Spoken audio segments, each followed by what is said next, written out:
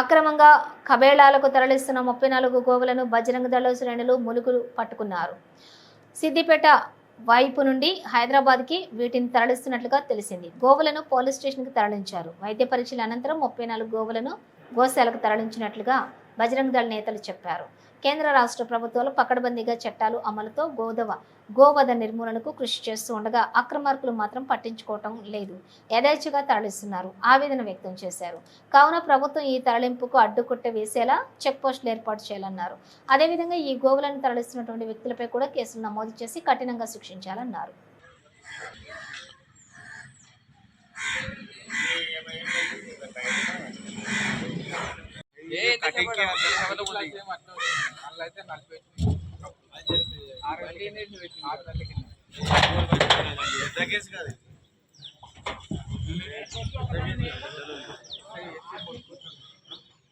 ములుగుల అనుమానాస్పదంగా వచ్చిన వెహికల్ ను ఆపగా వాళ్ళు డ్రైవరు పారిపోవడం జరిగింది. 34 ఆవులు ఉన్నాయి. ఇలా వాళ్ళపై కఠిన చర్యలు తీసుకోవాలి.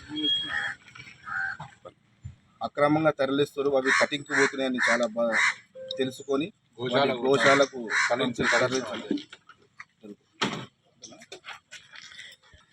వీటిని తరలిస్తున్న వారిపై కఠిన చర్యలు తీసుకోవాలి. కట్టుదిట్టమైన భద్రత ఏర్పాటు చేయాలి, చెక్ పోస్టులు ఏర్పాటు చేయాలి. ఈ గోరక్షణకు సరైన విధంగా ఎన్ని రకాల కేంద్ర రాష్ట్ర ప్రభుత్వాలు ఎన్ని కఠిన చర్యలు తీసుకున్నా కానీ ఇవి ఆగడం లేదు.